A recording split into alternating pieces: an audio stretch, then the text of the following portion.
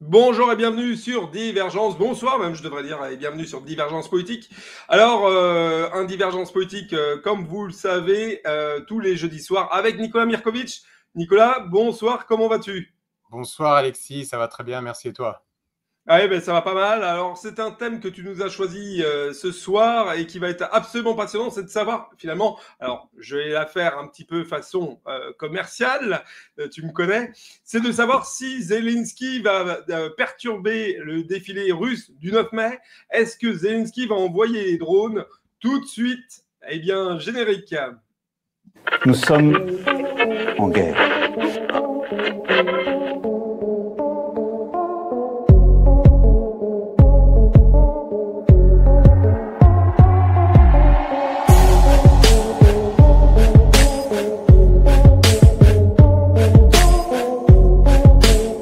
Si vous écoutez ce message, vous êtes la résistance.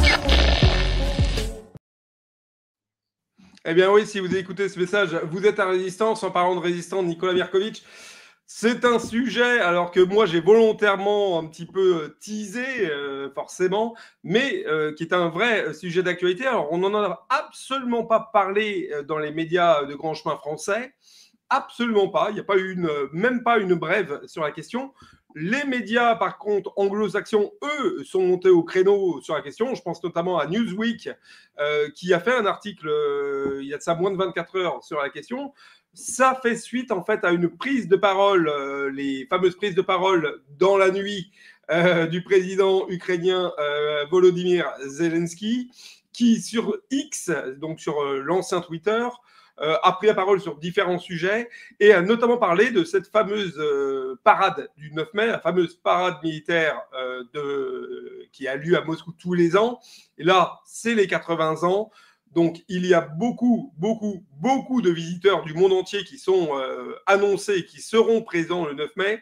Et Zelensky a dit la Russie et les Russes ne doivent pas avoir l'impression qu'ils sont en toute impunité et qu'ils pourront faire leur parade au grand jour sans prendre de risques. Et globalement, voilà, il met la pression, tout simplement.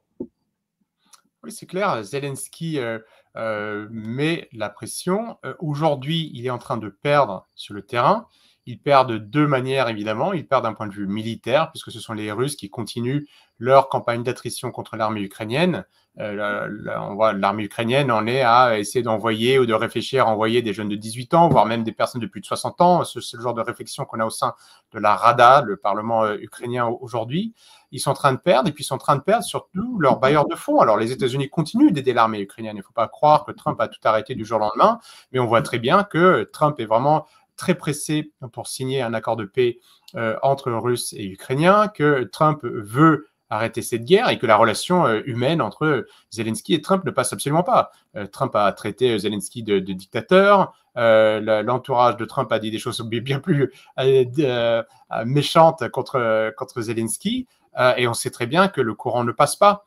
Et Zelensky est dans une très mauvaise position parce que s'il a fait cette guerre, n'oublions pas qu'il a été élu sur un programme de paix au Donbass, eh bien, il a fait tout le contraire. Il s'est transformé de comique plutôt rigolo pour les Ukrainiens, faiseur de paix, en faiseur de guerre, parce qu'il a agi en tant que marionnette des États-Unis, poussé d'abord par Biden. Et là, son bailleur de fonds veut le lâcher. Donc, il espère, lui, pouvoir trouver de l'aide au sein d'autres pays atlantistes, mondialistes, au sein de l'Union européenne et du Royaume-Uni. Mais il est dans une mauvaise situation parce qu'il perd. Et qu'est-ce qui va se passer alors s'il perd complètement là en ce moment et si une paix devrait être signée? Eh bien, il va falloir qu'il rende des comptes. Et les Ukrainiens, à juste titre, quel que soit leur camp, qu'ils soient pro-Moscou ou pro-Kiev, et surtout ceux qui sont pro-Kiev, vont lui demander pourquoi est-ce qu'ils ont enduré cette guerre.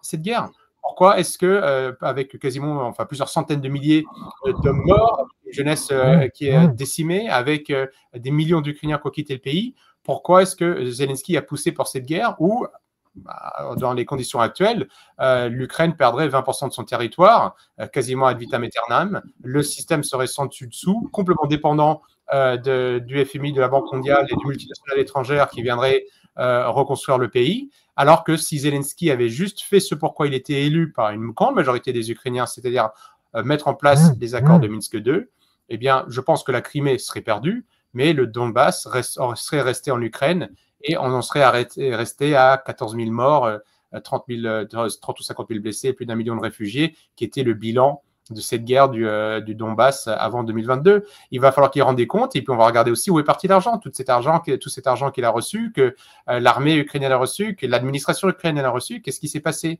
Donc il ne veut surtout pas rendre des comptes parce qu'il n'a aucun point positif à présenter auprès des Ukrainiens. Et l'intérêt de Zelensky aujourd'hui, et on le voit, est clairement de poursuivre la guerre. À vrai dire, il ne défend plus les intérêts des Ukrainiens. Je pense qu'il ne les a jamais défendus. Mykola Azarov, l'ancien Premier ministre ukrainien, avait dit dès le départ que Zelensky est une marionnette des États-Unis. Et Zelensky, aujourd'hui, défend juste ses propres intérêts. Il sait que s'il signe un accord de paix, ou alors l'armée ou des personnes de son entourage vont lui faire la peau, ou ça va être son propre peuple.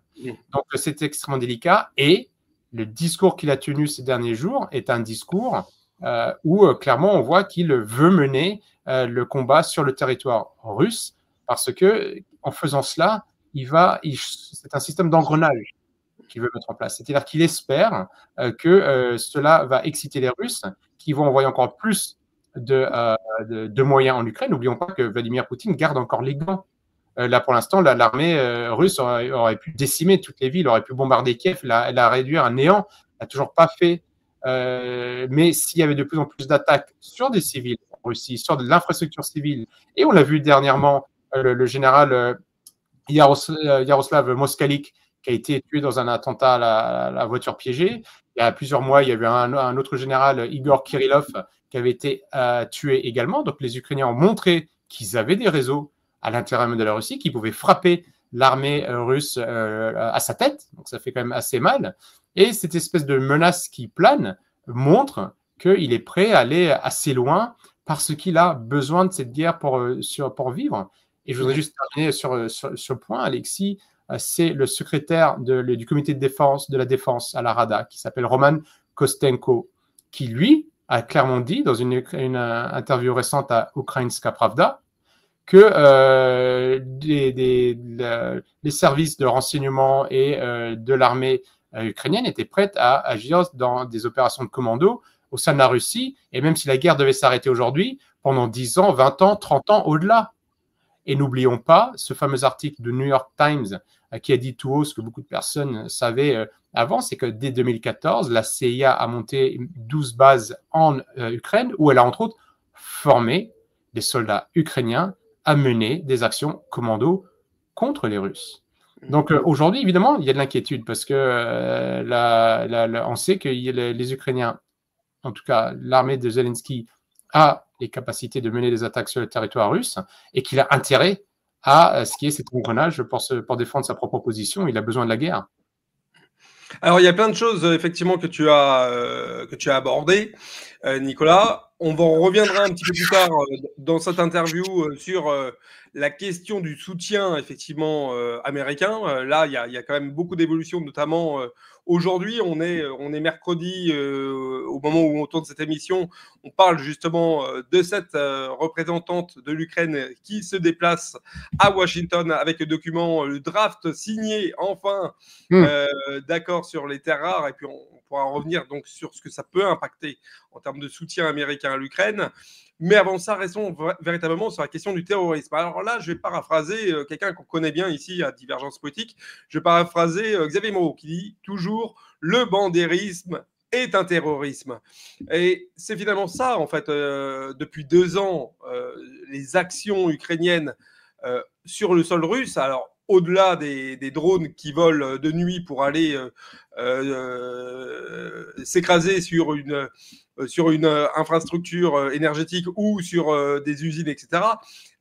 Et au-delà de la question de Koursk, qui est une action militaire toute particulière, les seules actions ukrainiennes sur le territoire russe ont toutes été des actions terroristes. Alors, tu l'as rappelé, contre des personnalités militaires de l'armée russe, mais également contre des civils. Je rappelle la défunte Daria Dugina. Je rappelle effectivement le blogueur qui avait été assassiné dans une explosion à Saint-Pétersbourg. Un autre blogueur qui avait été sur lequel il y avait une tentative. Alors lui, c'était sa voiture qui avait été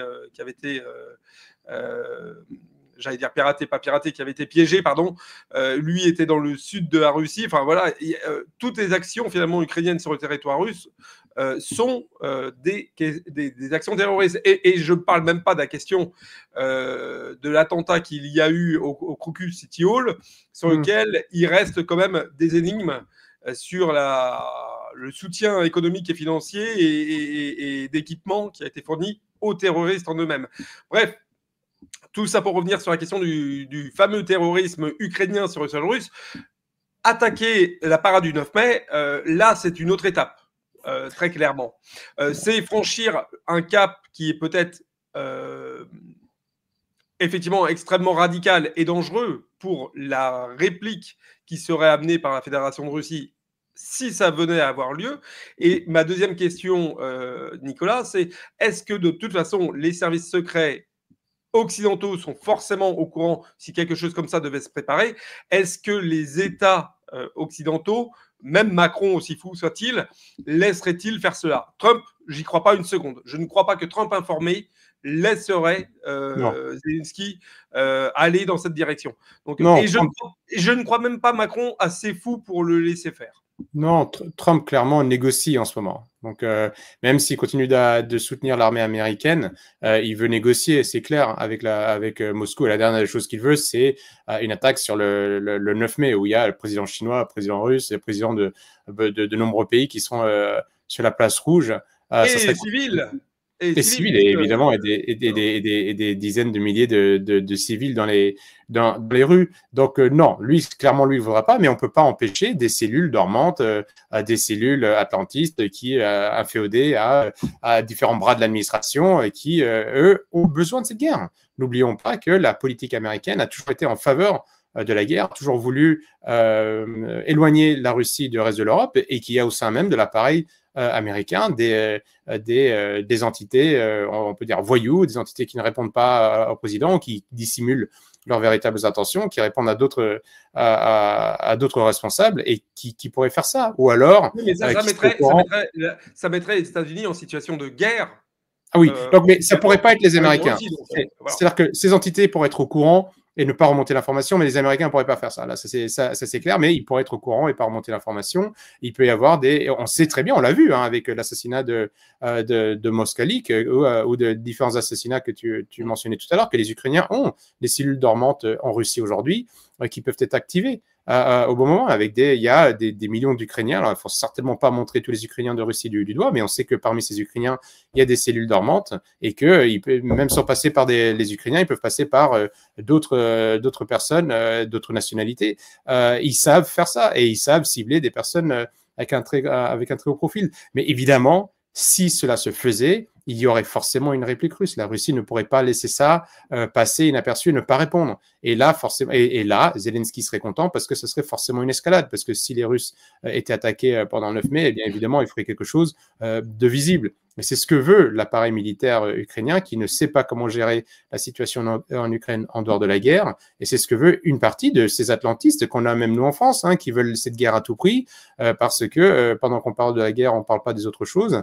Et ils sont tellement mondialistes, ils ont tellement peur de ce monde multipolaire qui est en train d'émerger qu'ils ne voient comme solution que la défaite des défenseurs de ce monde multipolaire, à savoir la Russie. Donc le risque, je ne sais pas si on peut dire que le risque existe. Il est peut-être pas, la probabilité n'est peut-être pas très forte, mais le risque existe et c'est sûr qu'on pourrait dire à qui cela profite. Cela profiterait évidemment à tous ceux qui veulent en découdre et qui veulent une guerre d'une plus haute intensité encore et qui s'en fichent complètement du nombre de centaines de milliers, voire de millions de personnes qui mourraient sur place.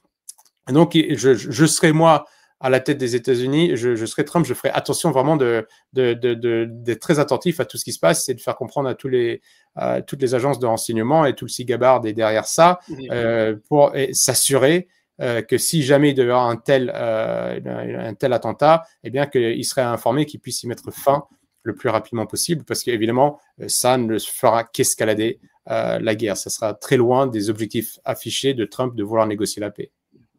Rappelons qui plus est, sur le 9 mai, sont déjà annoncées des personnalités américaines. Alors, au-delà des personnalités politiques, on peut même citer Oliver Stone, qui sera présent, qui est déjà présent d'ailleurs en Russie, Oui.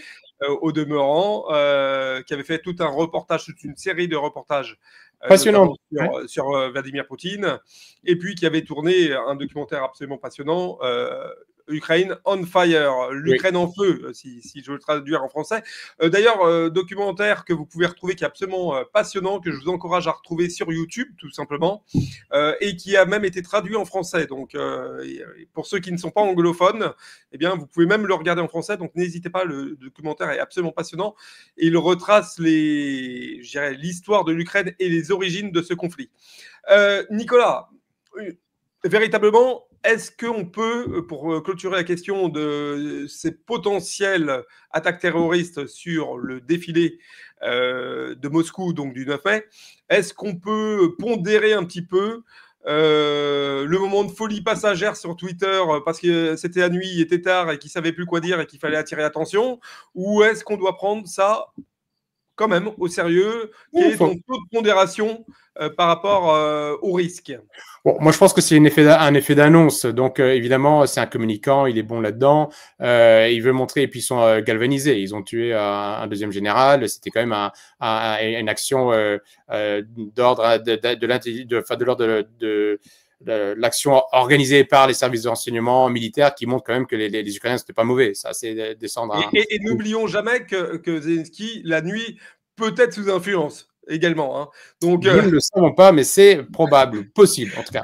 Donc, je pense qu'il veut montrer, voilà, il est galvanisé, il veut galvaniser ses troupes, et il veut montrer qu'il a le moyen d'agir au sein même de l'État russe. Je suis plus préoccupé par ce qu'a dit Kostenko, donc le secrétaire du comité le responsable du comité de la défense de la Rada, qui dit que même si la guerre s'arrêtait pendant 10, 20, 30 ans, il poursuivrait des attaques de type commando. Et n'oublions pas que l'armée insurrectionnelle ukrainienne qui était donc d'inspiration bandériste, qui avait été du côté des nazis pendant la Deuxième Guerre mondiale, a continué ses actions jusqu'en 1956, donc bien après la fin de la Deuxième Guerre mondiale, et qu'il y aura forcément des excités et des personnes qui aujourd'hui se disent que voilà, gagner la guerre les importe peu, faire du mal à la Russie, ça les intéresse plus.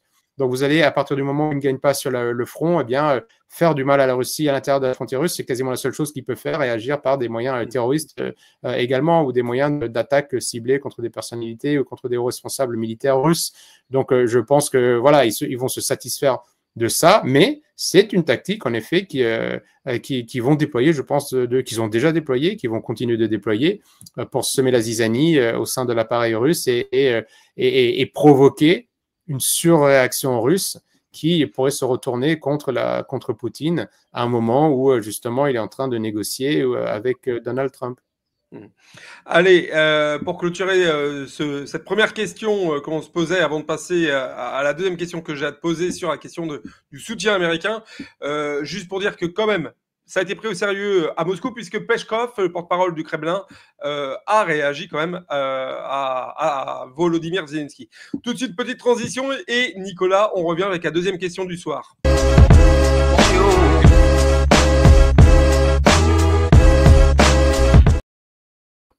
Et voilà, c'était une transition. Alors, j'ai plus le droit de dire le mot like. Donc, c'était une transition pour vous indiquer de faire des j'aime sur cette vidéo, s'il vous plaît, de vous abonner à la chaîne, d'activer la cloche pour avoir toutes les notifications aux différentes émissions de Divergence Politique. Vous l'avez vu hier ou avant-hier, il y avait l'interview de Florian Philippot sur la question du scandale de Betaram.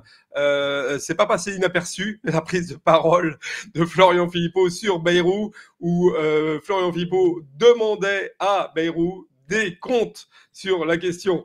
Voilà. Et vous aurez dimanche, alors vous aurez vendredi soir, vous aurez Tomasovic qui viendra vous présenter sa nouvelle vidéo, et dimanche sera bien entendu Divergence Politique. Donc activez la petite cloche pour avoir toutes les notifications des différents programmes. Un like, un j'aime, la cloche et l'abonnement à la chaîne, ça vous prend 30 secondes, et pour nous, c'est très important pour le référencement. Nicolas, passons donc à la deuxième question pour finir un petit peu cette émission hebdomadaire. Les États-Unis vont-ils finalement lâcher l'Ukraine? C'est une tendance qui semble apparaître, une volonté en tout cas qui semble poindre.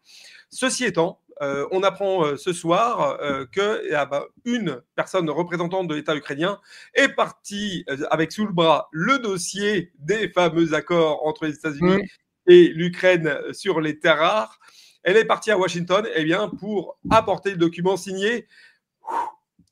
Les Ukrainiens, je ne sais pas s'ils doivent souffler ou pas parce que désormais, ils sont pauvres. Enfin, ils l'étaient déjà avant, mais maintenant, c'est officiel. Ceci étant, est-ce que ça garantit le soutien des États-Unis d'Amérique? Les États-Unis ne peuvent pas abandonner l'Ukraine complètement parce que c'est un levier dans la négociation que Trump venait avec la Russie. Je l'ai dit à de nombreuses reprises. Le sujet principal de négociation entre Moscou et Washington n'est pas l'Ukraine. L'Ukraine était la partie visible de l'iceberg et il y a énormément de sujets sur le nucléaire, sur le Moyen-Orient, sur les anciens traités de ciel ouvert ou les missiles balistiques à portée intermédiaire. Donc, il y a énormément de sujets. L'Ukraine est la partie visible. Et en effet, l'Ukraine ne rapporte pas grand-chose aux États-Unis. Donald Trump lui dit, bon, écoutez, ça nous a coûté déjà plusieurs centaines de milliards de dollars. On veut se payer un peu sur la bête. Donc, il y a cet accord sur les terres rares. On ne sait pas exactement ce qu'il vaut, cet accord. Mais ils ne vont pas abandonner l'Ukraine tant qu'ils n'auront pas négocié avec les Russes quelque chose. Donc, ça, c'est impossible qu'ils fassent un chèque en blanc à Poutine. Pour autant, on a bien vu que c'était pas lui, contrairement à Biden, et qui lui n'a jamais voulu négocier avec Poutine, qui à peine élu l'avait traité d'assassin avant même 2022, et qui avait toujours voulu la guerre parce qu'ils étaient dans cette logique vraiment des mondialistes contre les multipolaires. Ils ne veulent pas de modèle alternatif à la gestion des affaires du monde. Trump n'est pas sur la même longueur d'onde. Il a besoin d'un allié parmi dans le monde des BRICS. On sait très bien que le plus grand concurrent des États-Unis est de loin la Chine. Et je ne pense pas que Trump va réussir à retourner Poutine contre la Chine. Ça, je pense que c'est impossible. Pour autant, avoir de bonnes relations avec Poutine pour une espèce de redéfinition des zones d'influence des grandes puissances sur Terre, c'est quelque chose, c'est la stratégie de Trump. Et voilà, et tant qu'il a encore un petit peu son mot à dire, et on sait qu'il a beaucoup de mots à dire à Kiev aujourd'hui, eh bien, il garde ça comme carte. Il peut échanger avec Poutine, mais non, Poutine, lui aussi, de ce côté, il continue la guerre, et lui, il n'est pas aux abois en train de quémander une paix à tout prix pour arrêter la guerre. La Russie est prête à continuer dans les conditions. On a bien vu que malgré les centaines de milliards de dollars, d'euros envoyés par Bruxelles, par nous, par les États-Unis pour financer cette guerre, c'est les Russes qui gagnent. Donc, Poutine peut dire, écoutez, c'est une question de temps, mais et je pense que Poutine est aussi intéressé par d'autres territoires qu'il n'a pas aujourd'hui. Je pense que fermer la mer Noire, c'est quelque chose définitivement à laquelle il doit penser, que d'aller jusqu'au Dniepr et d'avoir une frontière naturelle avec ce qui restera de l'Ukraine, c'est aussi quelque chose qui doit le travailler. Donc voilà, donc c'est une monnaie d'échange de la part de Trump, et puis il y a des négociations qui sont en train de se poursuivre entre Washington et Moscou sur tout un tas de sujets, et c'est pour ça, et je l'avais dit dès le départ, c'est impossible que ça puisse se passer en 24 heures parce qu'il y a tellement de sujets à couvrir.